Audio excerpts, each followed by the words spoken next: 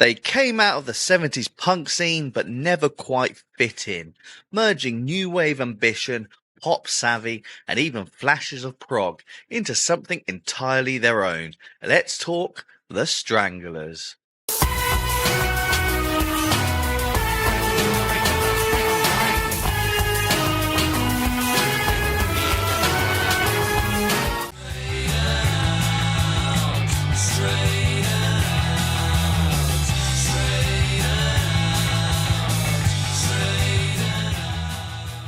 The Men in Black, the Four Horsemen, the Guildford Stranglers, driven by J.J. Bernell's growling bass, lifted by Dave Greenfield's swirling keyboards, fronted by Hugh Cornwell's signature snarl, and anchored by Jet Black's steady pulse and sharp business sense.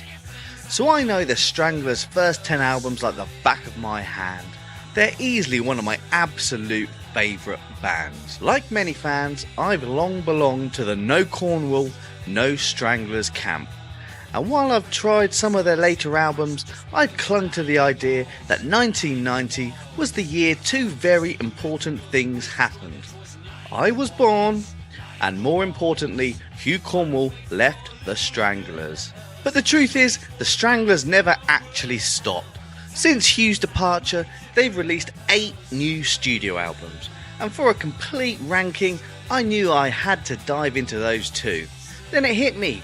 Hugh Cornwell has been putting out solo records all this time, and he was arguably the band's driving force in their heyday. What were these albums like? After some deep diving, I decided to add his solo albums and any other solo albums to the mix, and realised I'd be ranking almost 40 records. Yep, that is a lot. To narrow things down, I cut soundtracks, collaborative projects, and cover albums, sticking only to original studio releases from the Stranglers, Hugh, or JJ. That left me with 30 albums. So, without further ado, let's get on with it. Quick update, I literally could not find some of Hugh Cornwell's solo albums to listen to, and I'm not going to buy them on CD at ridiculous prices, so the list has gotten smaller. The first one I couldn't find was Wired. I was quite upset about that. I'd really like to have heard it, since it's the first thing he put out after the split. I also couldn't track down 2002's Footprints in the Desert. Anyway, that knocks our ranking down to a small 28. Here we go.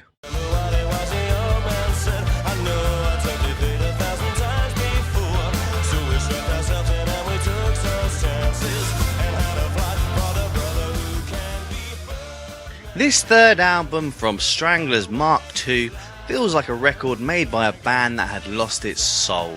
By all accounts, JJ had largely checked out by this point, leaving the bulk of the work to the new members, John and Paul, who had replaced Hugh. The result? An album that essentially has nothing to do with the Stranglers. You can tell it just doesn't sound like them. Other than the fact it says the Stranglers on the front, there is nothing here to identify this as their work. I once read a review claiming that if you like the Smiths, you'll like this album. Whoever wrote that has no idea what they're talking about. I adore the Smiths, and let's be clear, this album is absolute shite. A total waste of everyone's time. Fortunately, after this misstep, JJ did re-engage with the band, so they never quite sank to these depths again. Though, to be honest, they came pretty close. 2 out of 10 for this just nothing affair.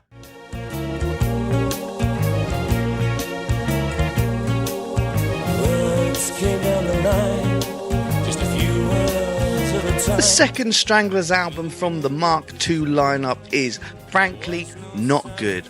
After Hugh left, they tried to fill the void by adding both a new singer and a new guitarist, making them a 5-piece. In theory, that should have allowed the guitar to explore new territory and the vocals to become more adventurous. In reality, it just made everything mind-numbingly boring. On this album, there's a clear attempt to sound more like the classic Stranglers, and on the surface, they succeed. But underneath that veneer, it's unbelievably uninspired. It's one of those records where the deeper you dig, the less you find, until you realise there's simply nothing there. They recorded it all live, but to no real reward. Lies and Deception isn't bad, and I do quite like that track. Beyond that though, nothing else really holds up. This points to a running theme with the post-Hugh Stranglers. Their albums often feel like they're trying to cover up a fundamental lack of ideas and direction. They might sound decent on the first listen, but they have absolutely no replay value. Ultimately, a poorly recorded album with some genuine ideas is better than a well-recorded album with no songs or soul. 3 out of 10 for About Time.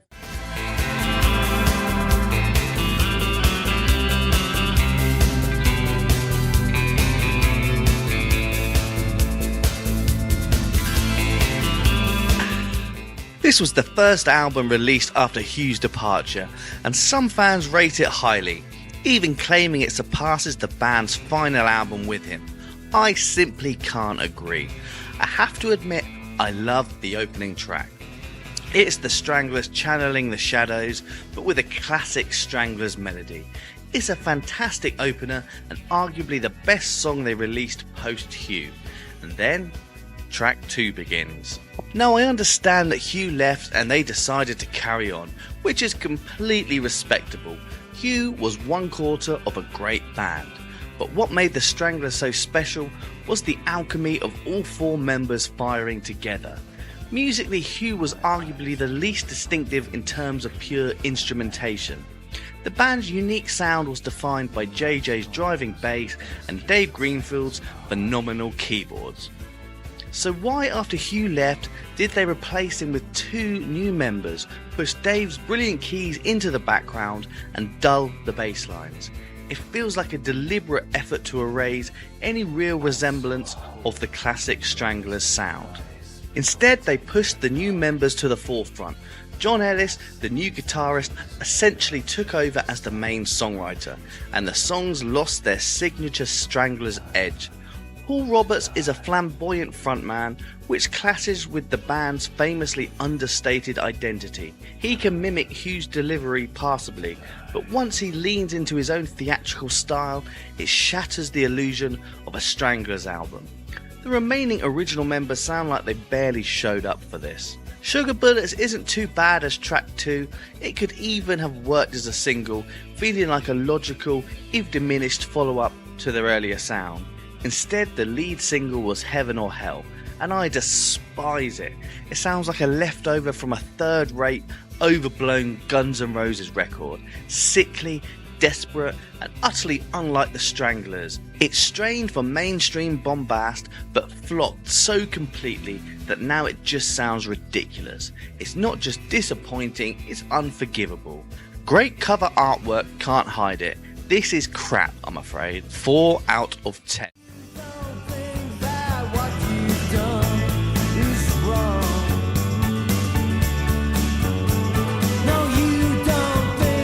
Often found at the bottom of most Stranglers rankings, Coup de Grace is arguably their most unlistenable album. It suffers from weak songs and a complete lack of band chemistry. JJ decided to retake control after the disaster of Written in Red, and while I understand why so many despise this record, I do appreciate his attempt to return to a darker, more experimental form of songwriting. Lyrically, it's bleak. JJ's spitting out some genuinely grim numbers here, and the overall sound feels more fractured and raw than on their previous releases. I actually enjoy You Don't Think What You've Done Is Wrong, and like to imagine him directing it at Hugh for leaving the band in such disarray. JJ sings 4 songs here, which does make it feel more like a Stranglers of old, but it also highlights how strange his voice had become. He generally sounds like he's struggling. True, the album lacks the big propulsive bass lines and soaring keyboard parts, but that wasn't all the Stranglers were about. At their best, JJ always contributed weirder, more experimental tracks that broke up the Hugh-led material. This album, however, is essentially a whole set of those songs, and it becomes tiring. The production is dull, and like all the Stranglers Mark II albums, it offers little to bring the listener back. Make no mistake, this is not a successful album, but I can tell it's a Stranglers album, even if it's a weird and ultimately failed one. 4 out of 10.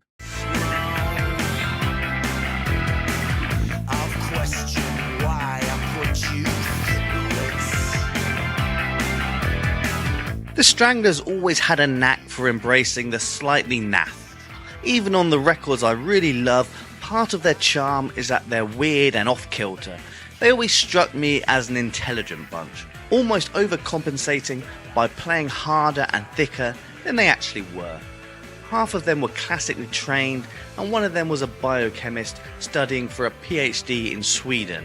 These weren't a bunch of council estate kids, far from it. Well, Sweet 16 genuinely sounds like it was made by stupid people. Baz Warne joined after John Ellis left, and he definitely gave the band a kick up the arse, turning them into a big, successful live act again, and reviving their sound with big, juicy bass lines and keyboards as lead instrument. He fits in well, and there's actually band chemistry now. My problem with Stranglers Mark III is that it feels like they dumbed the whole thing down, and this album is the main offender. It's like they just looked at their first 2 albums and thought, well, that's what most people like, so we'll just do that stuff that sounds like that. But what we get here sounds more like punk pop than something raw and visceral. The quality is miles away from those early Stranglers records, which balanced punk attitude with incredible musicianship. Hugh's oddball lyrics and a sound that was basically unique, all steeped in a kind of pub rock swagger. This album sounds like guys in their 50s and 60s playing songs written by 13-year-olds. People like this album. I don't, I'm afraid. But it is at least a competent album, so I'll give it a 5 out of 10. Showed me her streets and the cool shadows in which I lingered before bursting into light, opened her door. At this point in his solo career, Hugh was clearly drawn to a more stripped back sound. A valid artistic choice, but one he hadn't yet fully realised on this album. Produced by Tony Visconti and Danny Kader, Visconti notably helmed Golden Brown. There may have been some hope of commercial appeal, but the attempt wasn't successful. Commercially, Hugh's solo work never really took off. He remained largely defined by his role as former frontman of the Stranglers, and it's arguably the band's enduring legacy that has kept him in the public eye more than his own recordings. That said, Hugh has always followed his own creative path, which I respect, and diving into his solo catalogue has been a rewarding experience. There's genuine quality to be found throughout his work. This album, however, feels like his least essential, caught between the fuller band approach of his early solo years and the more minimalist style he'd later embrace. It lacks the conviction and impact of his stronger releases from either period. His Lou Reed influence is especially apparent here. On tracks like 24/7, he even channels a Dylan-esque talk-sing delivery. Though unlike Dylan, Hugh struggles to sustain those long winding verses before the lyrics begin to feel strained. Cadiz, however, stands out as a strong song and is easily my favourite on the album. Hugh truly shines when his words are carried by a clear, compelling melody, and this track is a perfect example of that balance working well. 5.1 out of 10.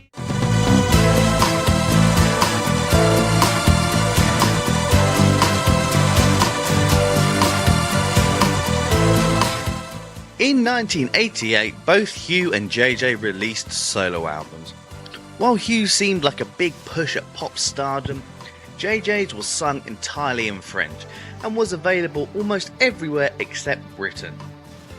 He brought Dave Greenfield with him for this album, and the result is a collection of interesting ideas thrown together with French lyrics. Unfortunately, I don't speak French, so this project isn't necessarily aimed at me, though at times the French vocals almost feel like a way of masking the lack of strong melodies. Musically, it sounds quite Stranglers-esque, circa Feline.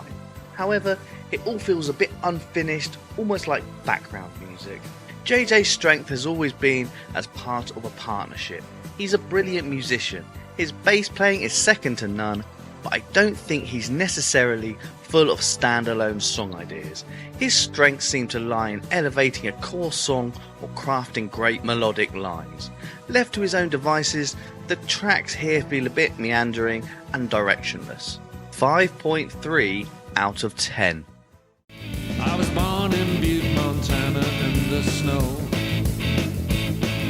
My folks left town cause they were good to go. From 2008's Hoover Dam onward, Hugh Cornwell basically strips everything back. Vocals, guitar, bass and some drums. It's all very simple. He shows off some interesting ideas and his ability to write a straightforward singer-songwriter tune, much in the vein of his hero like Lou Reed, who he even writes a song about on this album. But you often find yourself wanting a bit more. Well, at least I do. One of my favourite things about the Stranglers is their experimentation and the way their instrumentation plays off each other. They really explored the musical side of things. But in the latter part of Hugh's solo career, that's definitely not the case anymore. It's almost as if you've taken just Hugh's quarter of the Stranglers, the ideas, the vocals and the guitar, and nothing else. You won't hear a single keyboard anywhere. Monster is probably the least successful of these later Hugh albums. It's built on a neat concept, every song is about someone famous or infamous, and lyrically, if anything, he's got better in his later years, but there's a fundamental lack of musicality and melody here. It's fine, but it can get boring after a while. 5.4 out of 10. Je suis descendant de Charlemagne. Je suis descendant. JJ's first solo album came out the same year as the Stranglers' The Raven, charting at number 40, a fact that must have really pissed off Hugh Cornwell, who couldn't chart outside of the Stranglers for love nor money. This is quite an experimental album. JJ usually brings the weirdness to the Stranglers, like on the second half of Black and White, and this album feels like a whole record of strange JJ numbers. It's more admirable than actually good, however, and it isn't the best listening experience in the world. Lyrically, it's a concept album, with most of the songs focusing on the ideal of a united Europe, both culturally and economically, a theme that's quite timely again, yet nothing here really stands out or demands multiple listens. I listened to it about 3 times and I couldn't find much to sink my teeth into. 5.5 out of 10. I'm coming out of the wilderness. Been away too long. Learn how to live in the jungle. The newest album on this list, Hugh sounds a bit gruffer here. Now he truly sounds like the grumpy old man he's been trying to portray for the last 50 years. It's an enjoyable listen, and while self-produced again, it sounds a bit better than Monster. That said, there's literally nothing here to talk about. Musically, it's so basic. The bass just follows the guitar chords, and I personally need a little bit more to grab onto.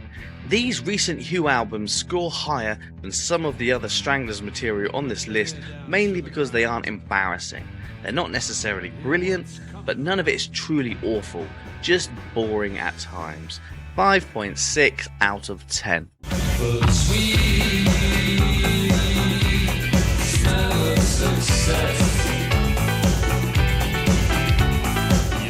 So we have a Hugh Cornwell fronted Stranglers album at 20th, which obviously means I've moved my no Hugh, no Stranglers philosophy at least a bit. But this final album of his tenure stands out in their career as an outsider, mainly because unlike the others, it's just not very good. The opener Sweet Smell of Success is good, but it's misleading because it's the best song on here by a mile. People often criticise the production, which can be a bit loosey-goosey at times, but I think the songs are the real issue. The cover of 96 Tears, which was actually a hit from this album, is a good one, The Stranglers were a really great covers band. They made songs their own, and I like this version. I mean, it's no walk on by, but I don't mind it. Some of the opera style singing falls flat, and a few lyrics on this thing are pretty awful. 10 does have a consistent sound palette which I appreciate, but it feels uninspired and maybe proof that Hugh and the boys had, in fact, run their course. That said, if he'd stayed, I think they probably would have pulled something better together eventually. Either way, we'll give this outing from the band 5.8 out of 10. What's totem for me is taboo for you. Just listen to me. Produced by Steve Albini, this is another simple affair from Hugh, but the slightly more scratchy guitars give the album a more interesting vibe. They sound very 60s, a bit San Francisco hippie guitar at certain points, and I like that. The title track Totem and Taboo is a good song with a clever use of delay. Stuck in Daily Mail Land is a funny track that sounds like a satire from Syd Barrett, and any bashing of the Daily Mail is good in my eyes. Yes, it's a decent album, but we've got 18 better ones coming down the line. 6 out of 10.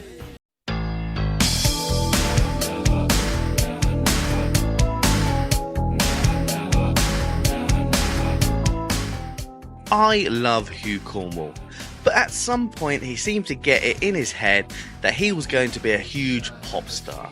He's never seemed particularly comfortable with his actual place in the music scene.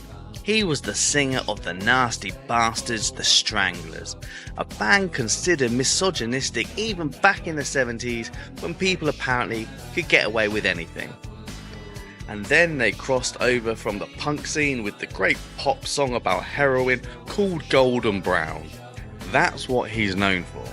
But in 1988 he released the solo album Wolf, featuring 16 different studio musicians, including Jules Holland, and a huge technical crew. It sounds very 80s, released on Virgin Records, and it's clearly an attempt to completely cross over into the pop world. In classic Hugh Cornwell fashion though, it absolutely bombed and was forgotten by time. However, it's not actually that bad. The production doesn't hinder it too much for me, and I quite like all the different musicians playing all over the thing. That being said, I think the Stranglers would have done a better job with the material, but he does show his ability to write decent tunes. It's just that he was never going to be a huge pop star. That's just not what he does, and his gravelly style sometimes clashes with the pop production. This is still better than 10, which he released 2 years later with the Stranglers. 6.2 out of 10. As the light drifts away, I'm floating through a vestibule. Proper back to basics here. It's funny when people say this is Hugh's back to basics for the first time since the early days of the Stranglers. The Stranglers were never basic. Their first album is musically dense and a creative masterpiece. However, I guess this could be called pub rock. But this really is meat and potatoes. The polar opposite to the album we just looked at, 1988's Wolf. But this is 20 years later, and Hugh, whilst not very successful with his solo career, seems to settle into his more stripped back setup, just drums, bass and guitar. This is a gritty sounding rock and roll record, all quite crunchy sounding. It's a good cohesive listen with some good standout tracks. Delightful Nightmare is a nice catchy tune with some good guitar riffage. The opener, Don't Put Me on a Slow Boat to Trowbridge, is a nice funny singer-songwriter song. As with most of Hugh's releases this century, it's fine and acceptable rock and roll music. And the songs are fine, but I do find myself wondering how this would sound if he'd gotten JJ on the bass and Dave on the keys. Then some of these songs could be really, really good. But this is a decent listen with some good songs on it, and for my money, this is the best of his albums as a trio. If you want a bit of back to basics analog 3-piece music from Hugh, this is the album to go for. 6.4 out of 10. Walked alone on the Norfolk Coast. with the screams of the birds, they echoed round my mind. In terms of studio releases, the Stranglers had a terrible 90s. Critics claim that after Hugh left, the band was finished, and in return the band only gave them more ammunition to back up this claim. The new members Paul Roberts and John Ellis frankly had not replaced the Hugh-shaped hole very well. The two of them had not gelled with JJ in the songwriting, and not only did it not sound like the Stranglers, what it did sound like was pretty terrible. John Ellis left after Coup de Grace and was replaced by Baz Warren, someone who, whatever you think of him, at least seemed to understand a bit of what the Stranglers were about. For all intents and purposes, he gave the band a kick up the arse, and the first thing noticeable on this album is that it actually sounds like the Stranglers. Baz was obviously holding the keys that unlocked the prison, keeping Dave Greenfield's keyboards inside. For the first time in years, the bass sounded fat and crunchy again. Now you could say that this album is a step backwards. Stranglers Mark III is where they settled on just giving the fans what they wanted, which is a little disappointing artistically, but the albums were so shit in the 90s that, to be honest, it was a welcome move. The opener Norfolk Coast is actually really good. I've had it stuck in my head for the last month, but it's a false flag, because the rest of the album is nowhere near as good. While it sonically sounds more like the Stranglers of old, they're missing their weird biochemist out front, and the whole thing feels a bit more meat-headed and less creative. But there are some good bits here, and while it's not the complete comeback some people call it, it's definitely the best album they'd released since Dreamtime. 6.5 out of 10. Black hair, black eyes, black suits, black suit. Black hair, black eyes, black suit. I have never heard 1993's Wired because they have made it impossible to listen to on the internet, so I don't really know what it sounds like. But its follow-up 1997's Guilty is unmistakably a product of its time. Production-wise, it couldn't sound more 90s, for better or worse. Hugh is still working with a cast of hired musicians here, and some of the songwriting stands out. The opener, One Burning Desire, is a nice calm start. However, the album nearly derails with the second track, Snapper, a truly awful song made worse by its excessive 6-minute runtime, a deadly combination of shit and long. Thankfully, a solid run of songs follows. Nerves of Steel is a rocking number where Hugh snarls over a punchy, Satisfaction-style horn section, and the band sounds loose and playful. Next is perhaps my favourite solo Hugh song, Black Hair, Black Eyes, Black Suit. It's a cool tune with a cracking catchy chorus and great backing vocals. It's the kind of sharp, stylish track I wish he'd made more of. The title alone feels like a sly nod to his old band's dangerous persona. Whilst Guilty is patchy, a frequent and fair criticism of Cornwell's solo work, its high points prove he was capable of crafting genuine bangers without the Stranglers, and they make the album worth a listen. 6.8 out of 10. This one when the kids stayed out too late in their first car. If you were to chase the lines on my face. This will likely be the final Stranglers album ever released, issued in the wake of Dave Greenfield's tragic passing in 2020. It features his iconic keyboards for the last time. Fortunately, before he died, Dave recorded several brilliant keyboard passages that significantly elevated the material. By this point, with Jet Black also absent on drums, JJ Bernell stands as the sole remaining original member. Despite this, the album functions admirably as a potential swan song for the band. The overt, meat-headed punk aggression of their Stranglers Part 3 early years has largely faded here, replaced by a more measured and melodic approach. The production is crisp, however, and the core musical strengths remain intact. JJ's bass is formidable, Dave's keys are ever present, and Baz Warren's guitar work is consistently strong. The opener Water has a catchy chorus elevated by Dave's fantastic organ playing, capturing the band in a playful form, precisely the spirit I want from the Stranglers. This song, while not a personal favourite due to a few naff lyrics, it does feature an enjoyable music video featuring footballer Stuart Pearce, a well-known long-time fan. And If You See Dave is a poignant and fitting tribute to Greenfield, where the heartfelt subject matter carries the song. If Something's Gonna Kill Me convincingly channels the band's 1980s new wave sound. No Man's Land works on the strength of its jagged rhythm and the band's characteristically tight interplay. A genuine highlight is The Lines, a beautiful little acoustic number in which Baz seems to reflect on the origins of life's marks and scars, from divorce and drink to the worries of fatherhood. It's a disarmingly tender and effective piece. In all, this is a commendable and fitting final chapter for the Stranglers, an album that, while softer in tone, honours the legacy with both energy and unexpected grace. 7 out of 10.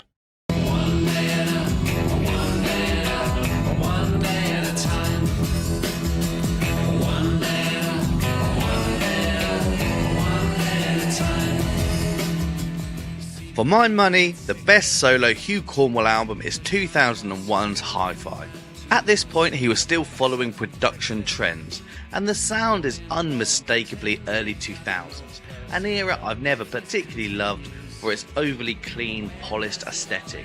Yet despite that, Hi-Fi contains what I would consider his strongest collection of songs since leaving the Stranglers. The opener Leave Me Alone finds Hugh fully leaning into his grumpy old man persona, a role he's essentially inhabited since his mid-20s. Track 2, One Day at a Time, flourishes with an almost psychedelic, hypnotic chorus and a brilliant guitar line. All the Colours of the Rainbow continues this trippy vibe, and musically the album is full of interesting ideas, something relatively rare in Cornwell's solo work, and very welcome here. It even gets genuinely rocky in places, which helps lift the energy. Lay Back on Me Pal is another creative highlight, and Gingerbread Girl features a nicely orchestrated backdrop that shows Hugh thinking outside the box he usually stays firmly within. While his solo career has ultimately been pretty disappointing, Hi-Fi stands out as a consistently good listen, and in my view its clear peak, 7.3 out of 10.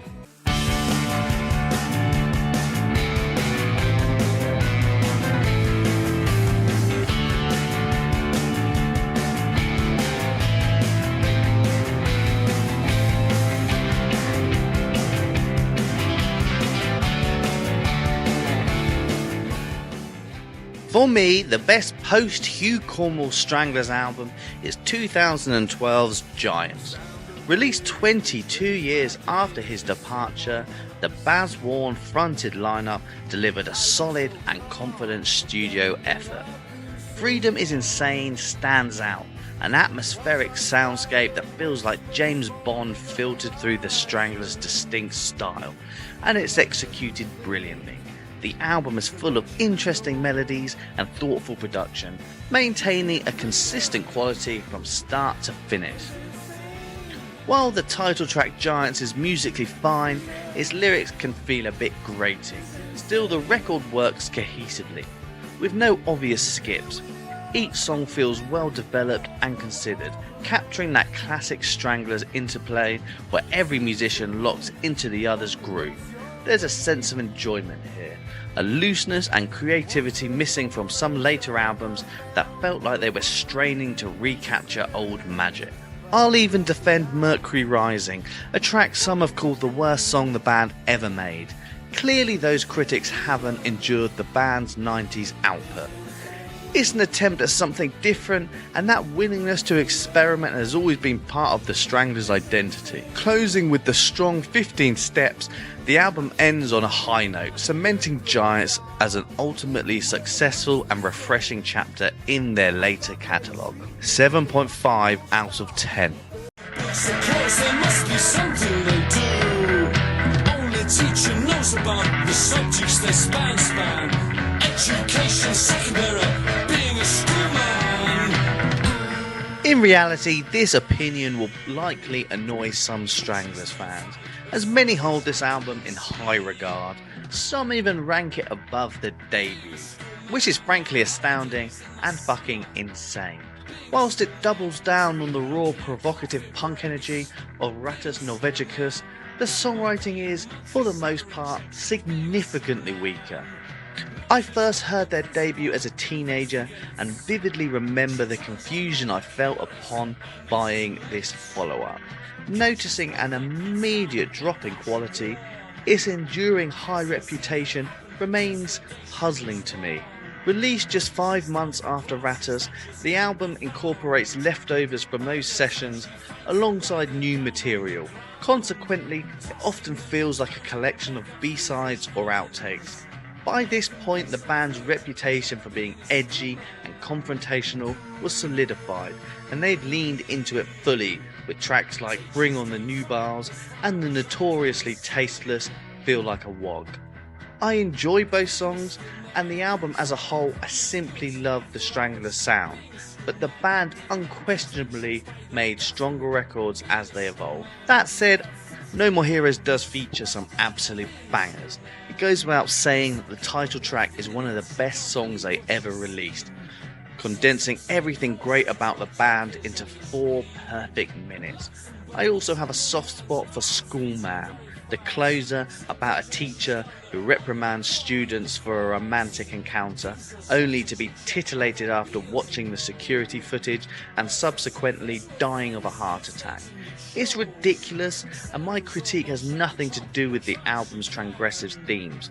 I simply find the melodies and hooks less memorable. Notably, the excellent single Straighten Out was omitted from the album. A real shame, as its inclusion would have substantially lifted the overall quality. No More Heroes is a good album, but of the 2 they released in 1977, it is definitely the weaker offering. 7.6 out of 10.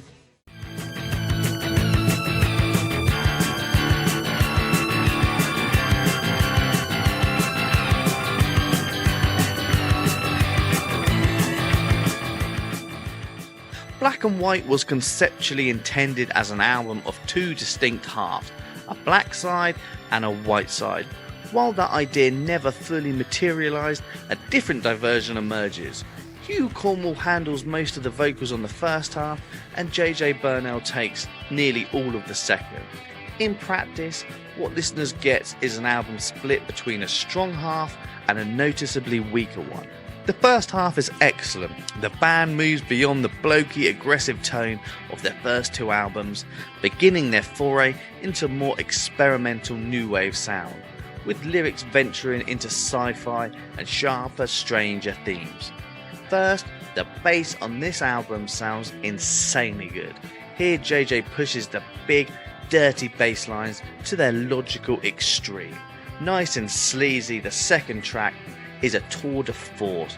Hugh's sly spoken word delivery sinks over JJ's disgustingly good bass line, while Dave Greenfield's obnoxiously brilliant synth solo creates something horribly beautiful.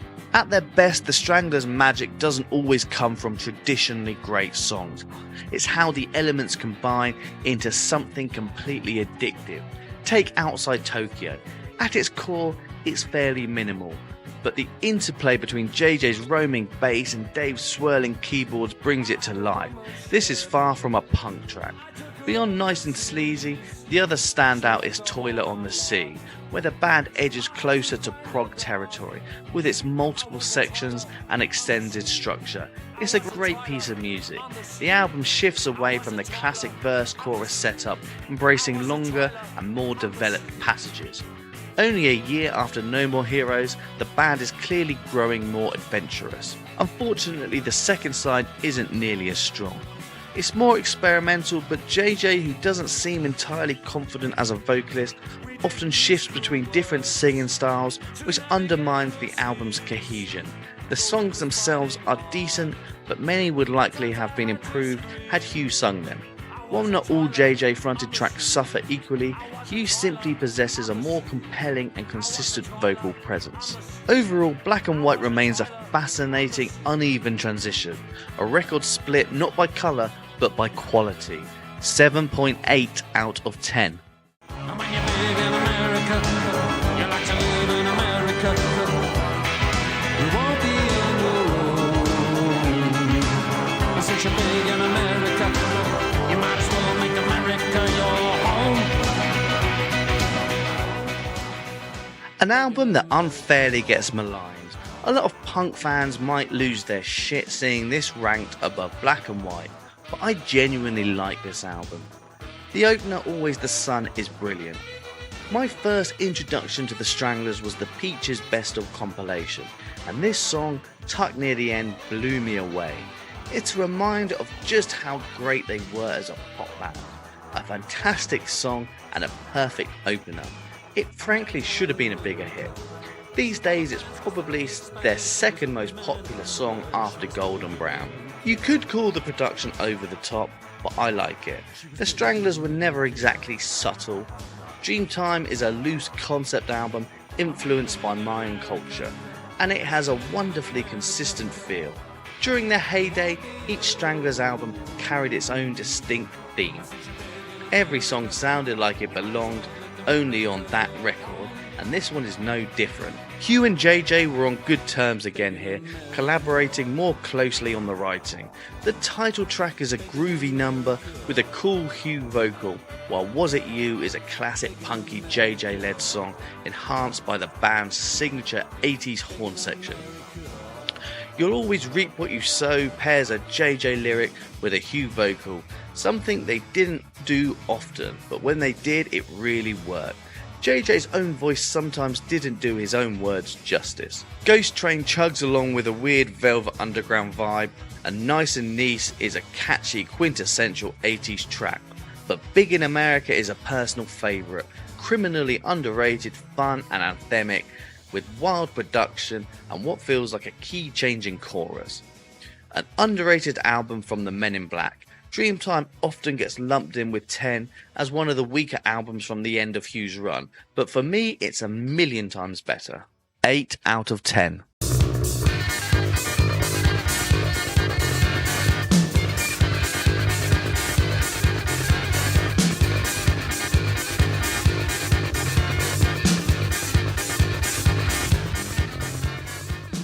La Folie, otherwise known as the one with Golden Brown on it, is a strange album.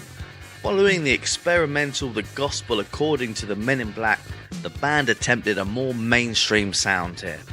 Initially it looked set to be their least successful album yet, until the surprise hit of the second single, Golden Brown, gave them a second lease of life and propelled them into the 80s. But if you're thinking, oh I love Golden Brown, oh check out this album, you might be confused. Not only is the song an oddball in their career, it's an oddball on this album. It doesn't sound anything like the rest of the record. Golden Brown stands alone, a piece they never really made before or since. Mixed by Tony Visconti, the album sounds strikingly underproduced, as if the band were simply playing live in the studio. There's a raw, unfussed feel to it, no obvious overdubs, just a tight, brilliant group locked in. For the most part, it works because at this point the Stranglers were a fucking brilliant band. Many of the songs are straightforward, but the band plays the hell out of them.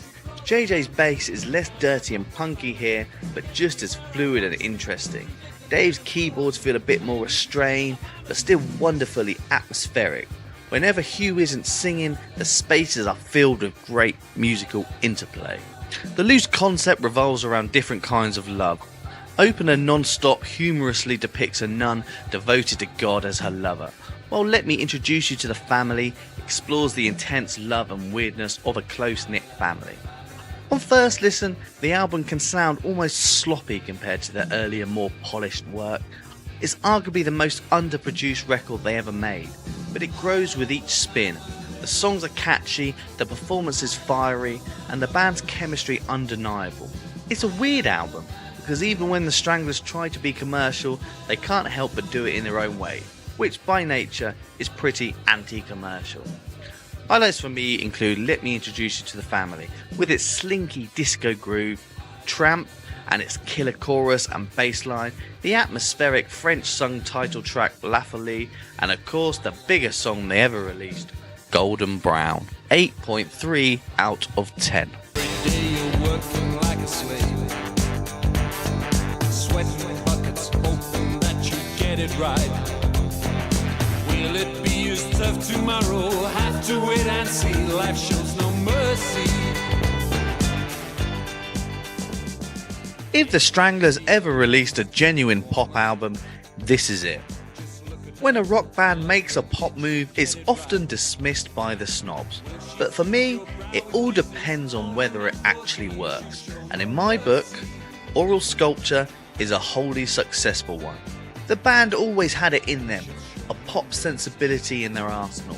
They do make compromises here though. There's no denying Hugh took more control of the band at this point. JJ was often absent due to his father's illness, and his bass, while still interesting, definitely takes a backseat. Produced by Laurie Latham, the album bears his polished imprint. A horn section and backing singers elevate the sound, keyboards are more restrained, and there's none of the sloppy punker looseness of their earlier work. Everything feels tight, almost regimented. These are elements the band should only have dabbled in for an album or two. But like Bowie's Let's Dance, it works because the songs suit the style perfectly. Hugh's voice croons brilliantly here, and the first 4 tracks are particularly strong. The hit single Skin Deep is a classic 80s pop song and remains one of their most popular tracks, while Let Me Down Easy is a beautiful sentimental piece written about JJ's dying father. No Mercy flows with an effortless catchiness, making great use of backing vocals alongside Hugh's smooth delivery. This is the closest Hugh ever came to being the pop star he sometimes seemed to want to be, and the only time he truly pulled it off. Although the album starts off strong, it remains consistently interesting with tracks like the quirky Uptown and the super catchy Punch and Judy. This is an album I find very easy to listen to again and again. It's just a fun, engaging listen from start to finish. The polished production and softer touches don't strip away any of the Stranglers' essence. In fact, the band sounds super competent here. It's an album of great tunes and solid sound, and ultimately a really rewarding listen. 8.5 out of 10.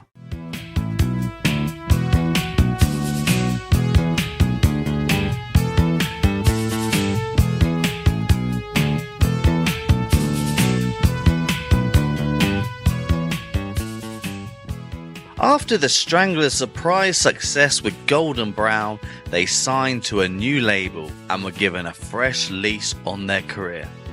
The song's sophisticated, non-punky sound opened the door for them to explore a more melodic and acoustic direction. By 1983, the musical landscape had shifted, so this evolution made sense.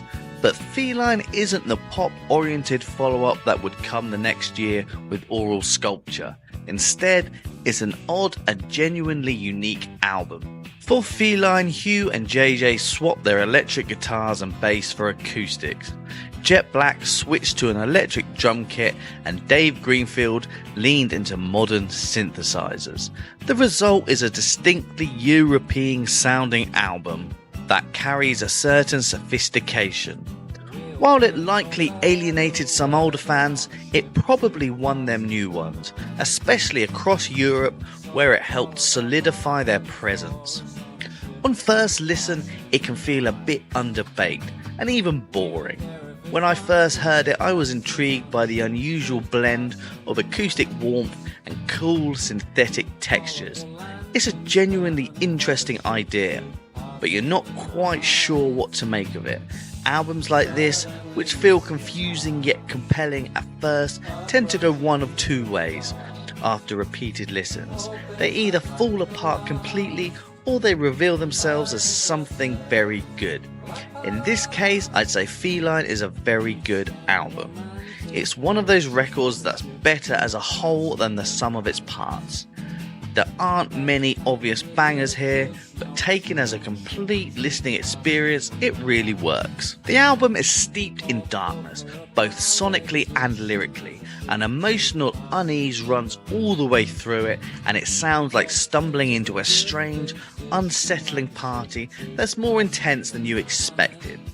The opening song, A Summer Night's Dream, creates an image of an old man in a dark room staring out at the rain, and in a way, the whole album feels like you never leave that room, which is actually a very impressive thing for an album to do and keep such a cohesive vibe throughout the whole album. There's very little light here, it all feels serious and weighty. It's hard to explain in words, but Feline is one of those albums where if you connect with its mood, you'll probably really like it, and if you don't, you might just shrug it off and think, there aren't any songs here. For my part, I'm firmly in the camp that really likes it. European Female is the most famous song off this record. Like the song La Folie, it wears its European influence on its sleeve, but where that album's single felt like a wild experiment, this one feels more deliberate and confident. JJ being French undeniably brought a continental flair to the band's sound. Even on an acoustic bass guitar, his playing is just as powerful. Ships That Pass in the Night, for example, is entirely built around his driving bass line. Jet's electric drums haven't aged particularly well, but on this album they actually add to its unique charm. I don't think there are any skips here, and I highly rate this record. Can't quite give it a 9 out of 10, but it's a very high 8, so that's where I'm putting it. 8.9 out of 10.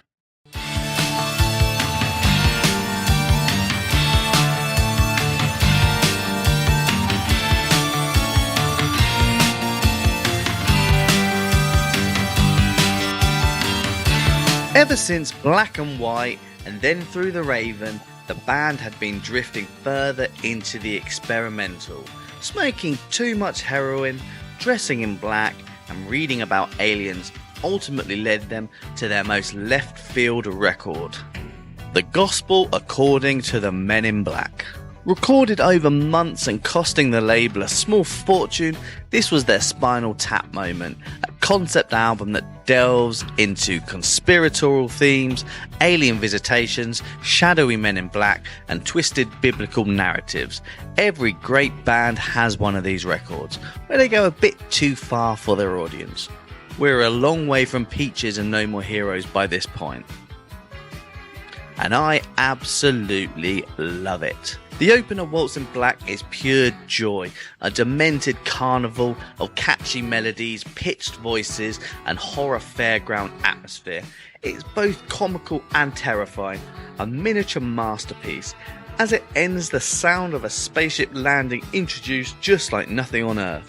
A track driven by a brilliant hypnotic rhythm with the whole band firing all cylinders. Hugh's delivery of the chorus line, just like nothing on Earth, feels defiantly anti-commercial, and I love it. But it's still catchy. The Stranglers at their best are never not catchy. There are 2 instrumentals here, and both are brilliant. Thrown Away was the first single, and it wasn't a hit, but I adored JJ's low spoken word delivery. Probably my favourite vocal of his, drifting over Dave's looping hypnotic keyboard lines. Like Feline, this is a dark album, but its theatricality makes it fun, and crucially that the band still sounds like the same unit that made Rattus Norvegicus in 1977. They've just really gone for it this time. The synth line from Hello to Our Man is so catchy and deranged. This album is the closest they ever came to a prog record, complete with shift in time signatures, drawn out passages, and non-classical song structures. I used to play this for people and they couldn't believe it was the Stranglers. After this, the band was never really this experimental again, which is a shame because I think they were bloody good at it. The album didn't sell well and the label likely grew impatient. Still an absolute cracker of an album that lots of Stranglers fans don't feel as strongly about, but I would die on the Men in Black hill for this one. 9 out of 10.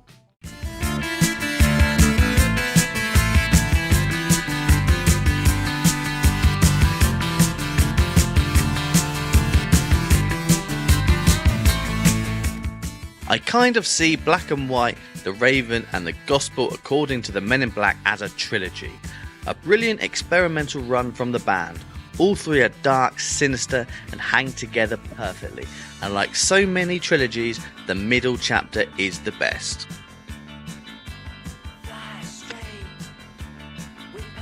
The Raven is a high point, blending daring experimentation with some absolute classic Stranglers singles, and the whole album flows brilliantly. Lyrically, this is arguably their sharpest record. It's clever and packed with songs about intriguing topics. You can tell they're just brimming with ideas. Unlike the debut, this isn't necessarily an album full of fully fleshed out traditional songs. Instead, it feels like a collection of brilliant musical fragments thrown into a blender. Some tracks barely have a chorus. Instead, the band just breaks into odd time changes and strange instrumental experiments. They really show off their musicianship here. I can't express enough how good this band were at just being a band at this point. You never just put this album on and skip songs. Every time you play it straight through.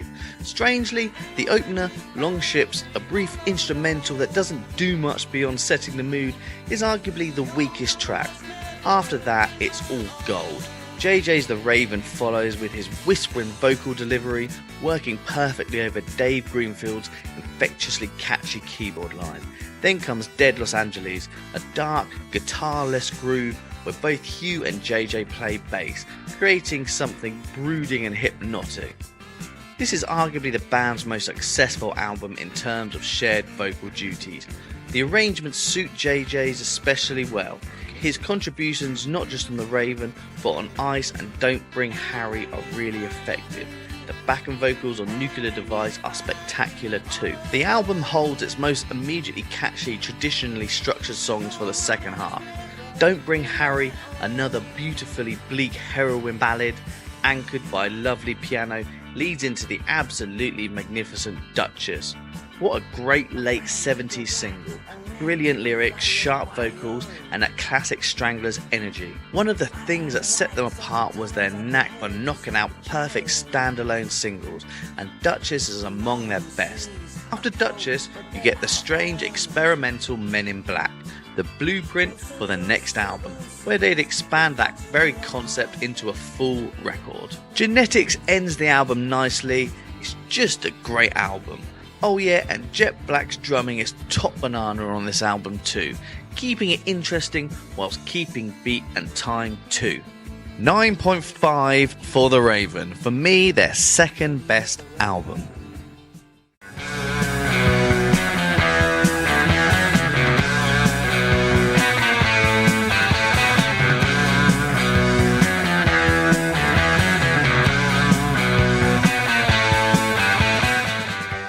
For a band that evolved so much over the coming years, it's remarkable just how fully formed they were on their debut. Rattus Norvegicus is one of the best debut albums of all time, a record where every song is basically a classic. You've got the singles, and then you've got the album tracks, many of which are bigger and more beloved than most of their later hits. I'll just say it now, this is a 10 out of 10. It's also one of my personal top albums ever. A list that might shift as I keep listening to more music, but this one isn't going anywhere. For me, it perfectly captures what an album should do. Great opener sometimes hits you like a thump in the stomach. The bass drives it, the keys lay down an infectious melody, and Hugh snarls those mean old lyrics about smacking someone in the face. He sounds angry, and then there's that chorus, "You're way past your station." It's one of those opening tracks that just announces, here we go, this is how we mean to go on. A great closer. And if the opener was strong, the closer is even better. Down in the Sewer is a song I used to play over and over. That outro is like Yes meets the Doors, all punk attitude, but with musicianship on a completely different level. In his book, Hugh moans that the guitar is too quiet on this record. Thank God he didn't get his way. I love his playing, but when JJ and Dave are rocking out, you know it's best to just stay out of the way. Goodbye Toulouse, mainly a JJ song I believe, is sung by Hugh because JJ couldn't play that spectacular bass line and sing at the same time. It works perfectly. Hugh nails it. Since the album was essentially their live set at the time, it's no surprise the playing is so tight. Signed in the wake of punk, a lot of people refuse to call the Stranglers a punk band. They certainly had one foot in it. JJ fronted songs like London Lady and Ugly are essentially punk tunes, nasty lyrics that fit the mood for 1977. JJ seemed to be the only one who really felt part of that scene. They're decent punk songs, but they're the weakest on the album. The other 7 tracks are masterpieces. Princess of the Streets is almost a blues song, nasty, angry, with JJ moaning about how she's gone and left him. You can feel the resentment bursting through over a killer band performance, and then the chorus hits like a catchy 60s pop hook. Hanging Around is probably the strongest album track they ever released. Honestly, this album could have been like Thriller. Everything basically should have been a single. Hanging Around is just an absolute banger. The way the bass drops in is outrageously sick. And then we get Peaches, actually the first song I ever heard by the band and the one that got me hooked. I was at a friend's house watching Sexy Beast, a great film, and the whole opening scene plays Peaches basically in its entirety, I think. And I just thought it was the coolest sounding song ever. I still do. It's just naughty, and that bass line, it's a completely silly song, but I love Hugh's delivery. When people say the early Stranglers lyrics are nasty and not very nice, well, do you think I put on the Stranglers for a nice time? I put them on for a good time. And then there's the first single, Get a Grip of Yourself, just top tier rock and roll pop songwriting. An absolute cracker, complete with that great sax line in the chorus. So yeah, 10 out of 10. I'd give it an 11 if I could. This is just the #1 Stranglers album.